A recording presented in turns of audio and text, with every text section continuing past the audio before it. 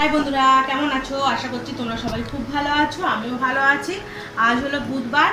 এই তো দেখছো এই কদিন ধরেই বৃষ্টি হচ্ছে, আর বৃষ্টি হচ্ছে যেহেতু ওই জন্য ভাবলাম আজকে আর ভাত করবো না, একটু খিচুড়ি করি।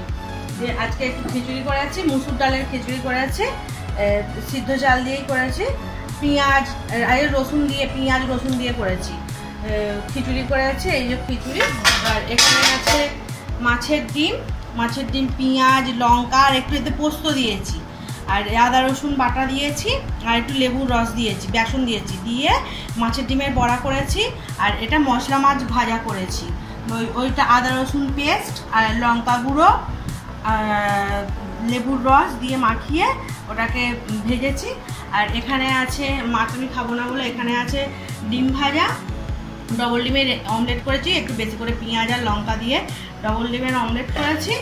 আর এখানে আছে আলু ভাজা, আর এখানে রয়েছে চাটনি, আমের চাটনি, কালকের আমের চাটনি আছে। আর এখানে পাঁপড় ভাজা আছে, কালকেই করে রেখে দিয়েছি পাঁপড় ভাজা। এই তো হলো আজকে দুপুরের রান্না। আমার ভিডিও যদি ভালো লেগে থাকে সাবস্ক্রাইব আর লাইক কমেন্ট শেয়ার করো। ওকে, টাটা, বাই।